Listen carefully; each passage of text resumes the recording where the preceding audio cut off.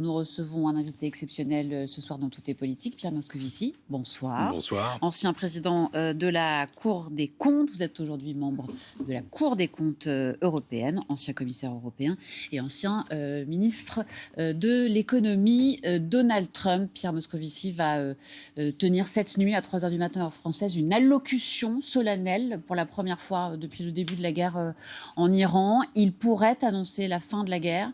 Est-ce que c'est souhaitable, selon vous ? Franchement, avec Donald Trump, les choses sont totalement imprévisibles. Il peut annoncer ci, il peut annoncer ça, il peut annoncer une chose, il peut annoncer son contraire.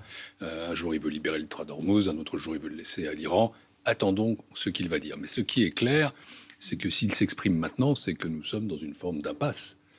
Avoir pensé qu'on pouvait abattre un régime comme le régime iranien uniquement par des frappes aériennes, ou en décapitant telle ou telle personnalité, être confronté au risque d'une intervention terrestre, je ne dis pas que c'est naïf, mais c'est extrêmement risqué. Et le résultat, c'est plutôt ce que je vois moi, ce sont des risques majeurs pour l'économie mondiale. Ils sont déjà en train de se réaliser, indépendamment de l'économie mondiale. Quand on voit la qualité des informations et des renseignements qu'avaient à la fois les services israéliens et les services américains, et quand on nous a évoqué l'argument du massacre de la population, est-ce que ça se tentait pas ? Parce que l'économie, c'est bien, mais c'est pas forcément le résumé de... Mais vous savez, la guerre, c'est un art assez compliqué quand même. C'est pas que ça se tentait pas. Je suis pas en train de dire que le régime iranien est un régime sympathique. D'avoir tué 33 000 personnes alors qu'ils manifestaient pour la liberté, pour la démocratie, c'est une horreur. Le danger nucléaire de l'Iran, encore qu'on ne sait pas s'il était immédiat, mais il faut le juguler. Et ça, on le sait depuis des décennies. Les missiles balistiques tirés en permanence sur Israël. Oui, mais ça, ces missiles balistiques, on s'aperçoit qu'ils sont là et qu'on ne réussit pas à les arrêter. D'ailleurs, 60%, comme ils ont l'air de dire. Oui, enfin, ils se sont quand même aussi tournés vers les pays du Golfe. Ils ont créé des dégâts assez considérables. Et le résultat, c'est que cette guerre n'est pas une guerre gagnable tout de suite. S'il annonce la fin cette nuit, comme certains le disent, c'est que par définition, on n'a pas pu arrêter. Et enfin, il y avait la question quand même des buts politiques. Ce que vous dites serait plus recevable si le but avait été de rétablir la démocratie en Iran. Et je n'ai pas l'impression que c'était le cas, ni pour Israël, ni pour les États-Unis. Mais quand il dit, Donald Trump, nous partirons bientôt, et si la France ou un autre pays veut avoir son pétrole et son gaz, ils iront tout droit dans le détroit d'Ormuz, ils se débrouilleront tout seuls. Quelles conséquences ça peut avoir pour nous, Français, Européens, si Donald Trump annonce cette nuit, de manière unilatérale, qui met un terme à cette guerre et qu'on se débrouille avec Hormuz ? Il faudrait aussi qu'il annonce qu'il laisse le détroit d'Ormuz aux Iraniens. Non, écoutez, c'est pas la France qui va aller reprendre le détroit d'Ormuz. On va pas, nous, se livrer à la guerre après que celle-ci, finalement, n'ait pas atteint ses buts, s'il y en avait. Et on ne les connaît toujours pas aujourd'hui. Non, ce qu'il faut constater, c'est bien, encore une fois, le choc économique que ça représente. Le détroit d'Ormuz, c'est 20 à 25% du passage de ressources en termes d'hydrocarbures dans le monde. Et le résultat, on le voit, c'est un pétrole qui augmente. Et on est confronté, au fond, maintenant à 3 scénarios. Il y a un scénario où le pétrole descend vite, entre 60 et 90 $.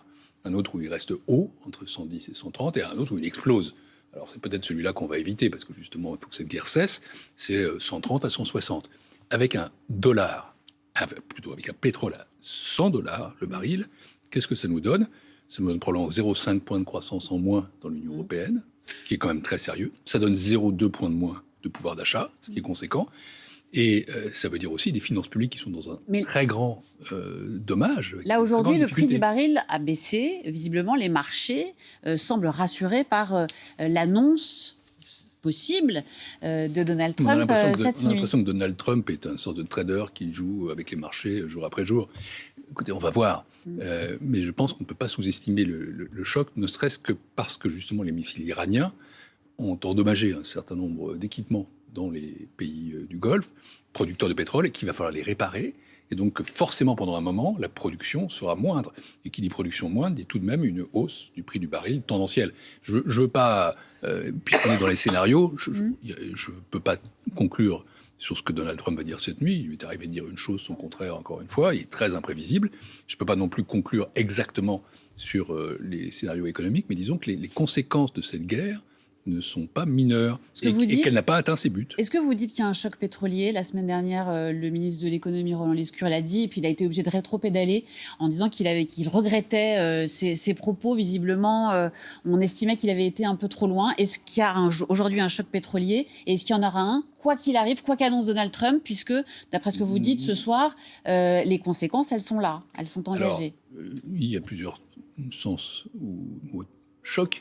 Le choc, ça peut être quelque chose qui est immédiat. Et dans ce cas, nous avons un choc. Oui, le prix du baril a augmenté, le climat des affaires a changé. Et surtout, il y a une conséquence déjà très immédiate. C'est les taux d'intérêt. La dernière émission, pour le remboursement de la dette. Pour le remboursement de la dette. La dernière émission d'OAT, l'émission du Trésor, la semaine dernière, s'est faite à 3,90%. Ça fait 15 ans qu'on n'en avait pas eu aussi cher.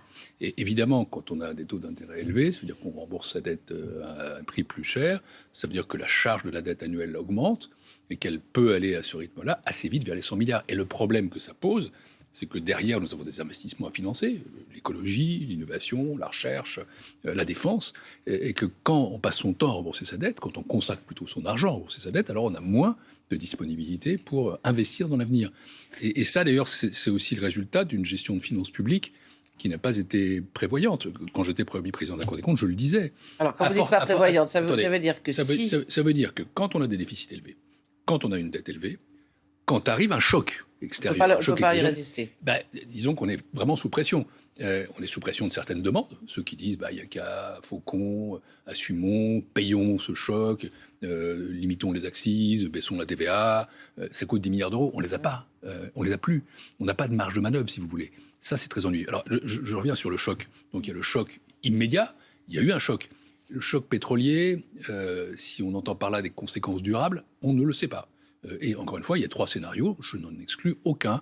Le scénario favorable, après tout, n'est pas impossible, c'est-à-dire que le prix du baril redescende assez vite, autour de $90, c'est moins par définition que 100, qui est moins que 130. Et il y a un certain nombre d'économistes tout de même, et aussi une forme de parole gouvernementale qui est de dire c'est moins grave qu'au moment de l'Ukraine, et ça sera moins un effet à temps long, c'est-à-dire en gros, ne nous paniquons pas, d'ici 2-3 mois, si les choses se règlent, on s'en sortira sans trop de dommages. Vous pensez que c'est juste une façon d'être docteur tant mieux en voulant calmer les gens? Encore une fois, nous sommes dans une pleine incertitude. Ce qui frappe, c'est l'incertitude.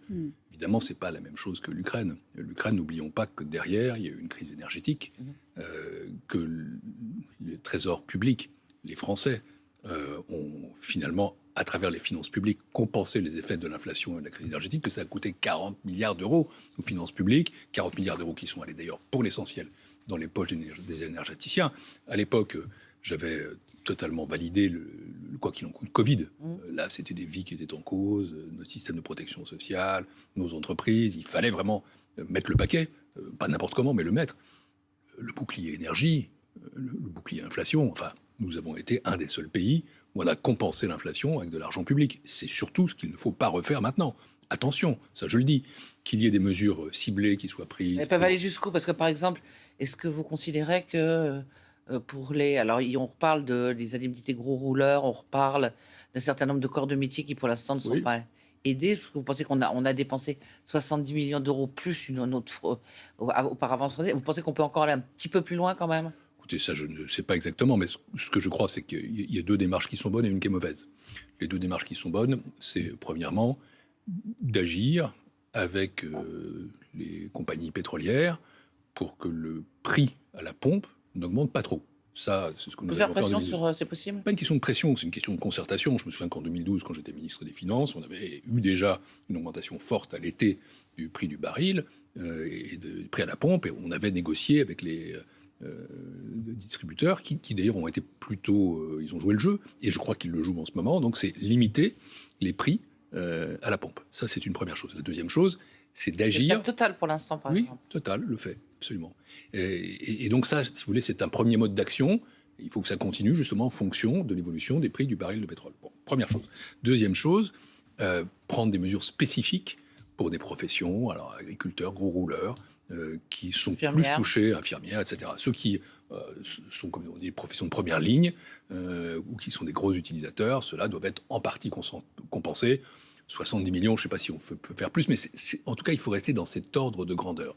Et la solution qu'à mon sens, il faut exclure, c'est de recréer une sorte de bouclier pétrole, ou alors d'avoir des mesures fiscales massives, comme certains politiques le proposent, partis politiques. Vous parlez de quoi? Vous parlez de Laurent Wauquiez qui veut qu'on baisse la TVA et qu'on redonne de l'argent aux automobilistes? Mais c'est pas possible, ça. Ce que dit Marine Le Pen ou ce que dit Oui, Jean-Luc Mélenchon. je ne vise personne. Non, mais Donc c'est le socialiste qui dit au LR, c'est pas possible. Mais non, mais socialiste, pas socialiste.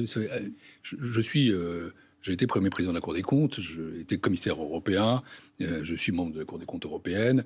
Je ne commente pas, ou plutôt je n'agis pas en socialiste. Mon vote est secret, et d'ailleurs je ne suis plus membre du Parti socialiste depuis maintenant 7 ans, même si je reste, allez, on va le dire, un électeur de gauche, c'est mon idée. J'ai pas subi de grève de cerveau. Enfin, je ne suis pas engagé dans la politique partisane. Mais je ferme cette parenthèse, en tout cas à l'heure actuelle, je ferme cette parenthèse pour la refermer, et pour passer à autre chose.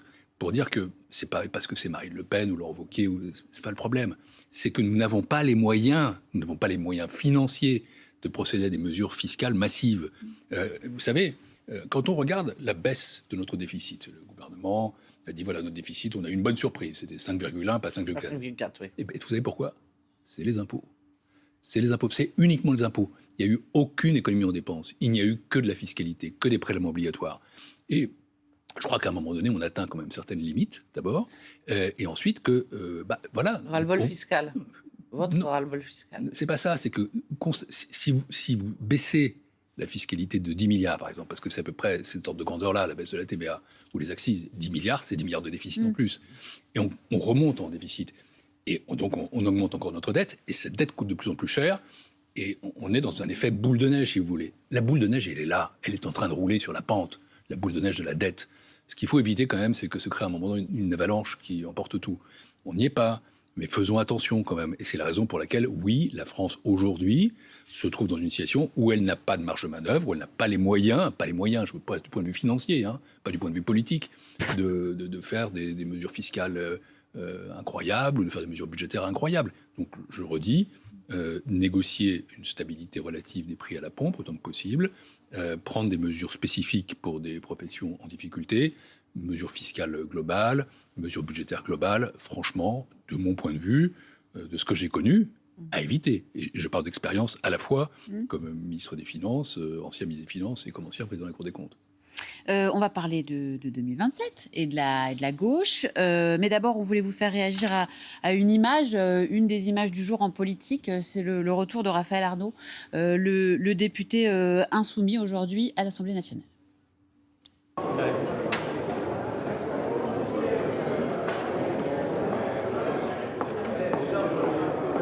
Bonjour, monsieur Arnaud. C'est le retour. Monsieur Arnaud, vous êtes prêt à retravailler? Vous êtes prêt à retravailler, monsieur Arnaud? Voilà, pas de déclaration aux caméras, mais il a assuré dans un entretien à un média en ligne qu'il entendait bien poursuivre son mandat de député. Pas question de démissionner, donc, comme certains l'y avaient appelé. Rappelons qu'on ne l'avait pas vu à l'Assemblée, Raphaël Arnaud, depuis la mort du militant Quentin de Ranc à Lyon il y a 1 mois et demi, pour laquelle un certain nombre de ses proches ont été mis en cause. Votre réaction à cette image? Je suis un peu loin de tout ça. Je n'en ferai pas une énorme affaire, franchement. Je ne parle pas de la mort du militant, ça c'est considérable. C'est-à-dire qu'un jeune meurt au nom de ses convictions, même si c'était des convictions comme totalement extrémistes. On a vu quand même qu'il avait des sympathies nazies, mais ce n'est pas une raison. La violence en politique doit être réprouvée. L'assassinat d'un jeune n'est pas l'assassinat. La mort d'un jeune est quelque chose qui est atroce. Que des proches de M. Arnaud soient impliqués, c'est possible, sinon probable, c'est ce qu'on appelle la jeune garde. Après, il est député, c'est pas lui qui a tué ce jeune homme. Il a pris un temps de pause. Je dis pas que c'est normal. Enfin, bon, on va pas en faire un fromage non plus. On démissionne. Ce qui était arrivé à M. Quatennens, ça n'a pas été si facile. Quand on a été soi-même condamné pour des faits personnels, je crois qu'il y avait eu des violences conjugales. Je désapprouve totalement le type de comportement qu'il y a derrière tout ça. C'est pas une personnalité qui m'est sympathique. Mais je n'attendais d'ailleurs pas cet incident pour voir qu'il était particulier tout de même. Bon, il est député. Puisqu'on il est à l'Assemblée. Puisqu'on parle de violence en politique, Pierre Moscovici, quel Mais il faut regard éviter la violence portez-vous politique. sur les derniers jours que l'on a vécus, et notamment les propos racistes qui ont pu être tenus contre le nouveau maire de Saint-Denis, Mali Bakayoko. Il a annoncé son intention de porter plainte. Le Premier ministre lui a apporté son soutien en disant Il a raison. l'État se tiendra, le gouvernement se tiendra à ses côtés dans cette plainte. Il a raison. Il n'est pas seul. Vous savez, il y a une vingtaine de maires noirs qui ont été élus à l'occasion de ces élections. Ça veut dire quelque chose aussi. C'est-à-dire qu'il y a une partie de la population qui ne s'est pas sentie représentée, qui a souhaité une représentation particulière.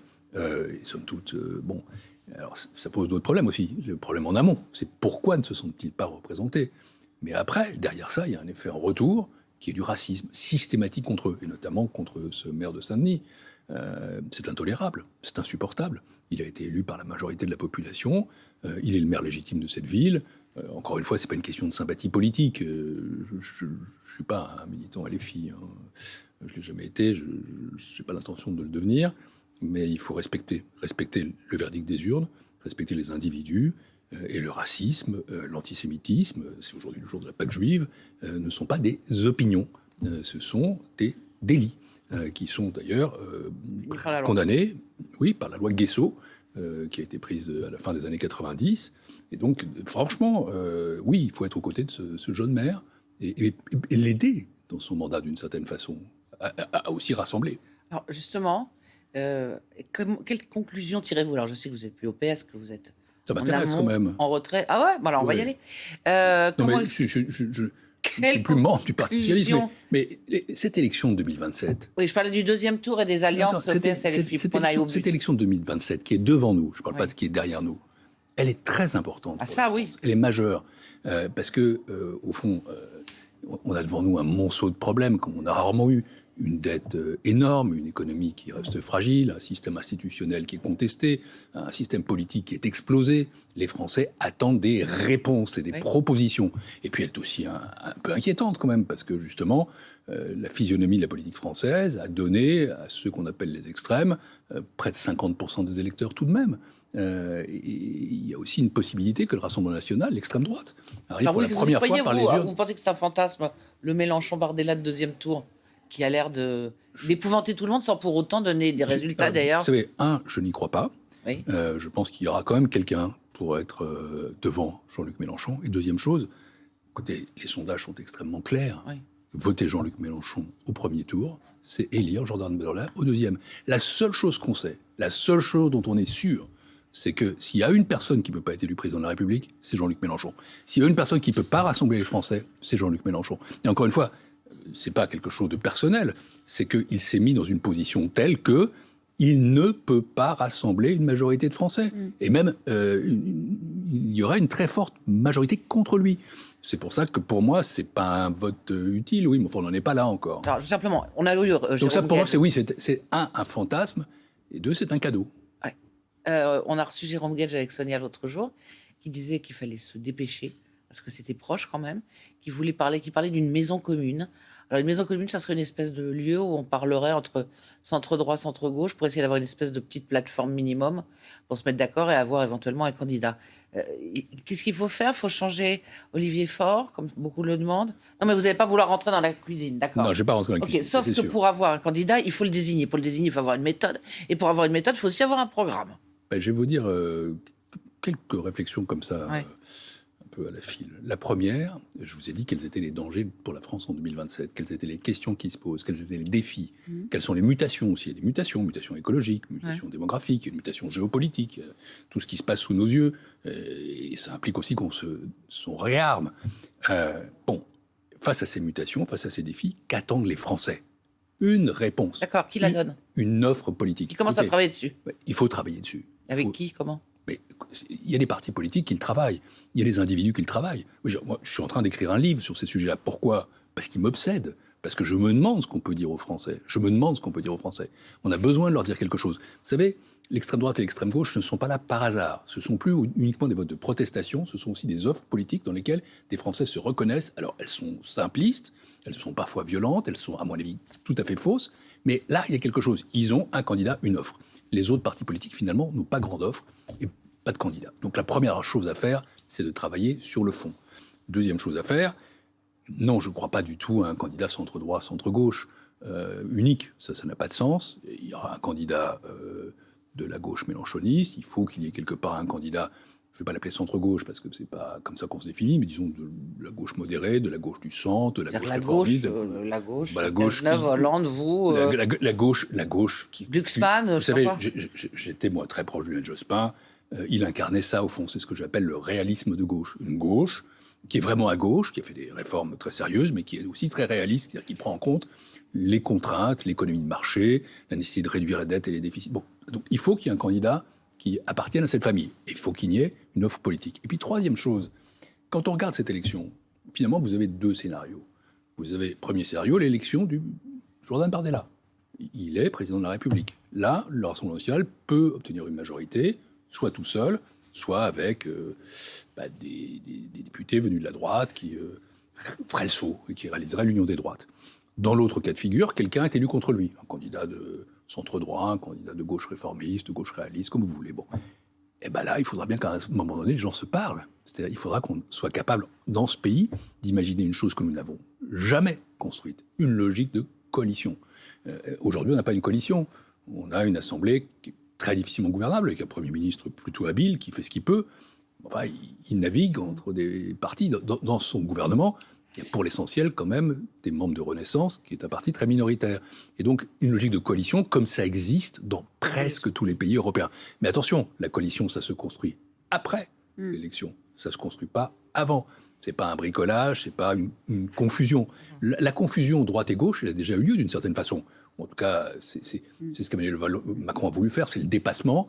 Puis finalement, ça n'a pas complètement convaincu les Français. Pierre Moscovici, vous avez été, je l'ai dit en vous présentant, commissaire européen, ministre de l'économie, président de la Cour des comptes, compagnon de route de Lionel Jospin, dont la disparition ces jours-ci a bien montré la nostalgie qu'une partie des Français, en particulier ceux de gauche, pouvaient ressentir. Est-ce que vous pourriez être cet homme? Est-ce que vous vous dites ce soir, je suis à la disposition de cette gauche, centre-gauche que vous décrivez ce soir, si elle se cherche un candidat, si elle a besoin? C'est vraiment pas comme ça que je me pose la question. D'abord, il y a une phrase que j'avais utilisée dans un livre il y a une dizaine d'années, que j'emprunte à Talleyrand.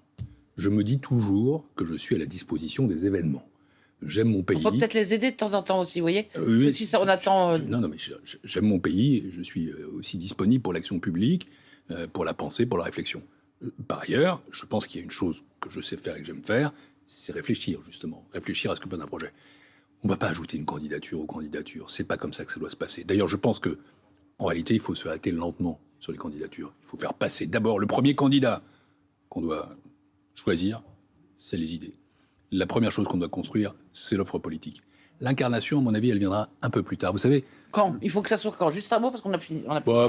Je pense à l'automne, en vérité. Mais c'est pas si long. Vous savez, François Mitterrand a été candidat contre le général de Gaulle 2 mois avant. Il a mis en ballottage, il a fait 45%, et c'était le début d'une aventure. Il y a aussi Sarkozy qui s'est pris trop tard, donc vous voyez, plein d'exemples. Il y a des exemples. Mais enfin, là, je pense qu'en l'occurrence, comme c'est une élection où il y a pléthore de candidats qui ne sont pas tous impressionnants et assez peu d'idées, il faudrait quand même commencer par des idées. Merci beaucoup, Pierre Moscovici, d'avoir été notre invité ce soir. Merci, Nathalie. Dans un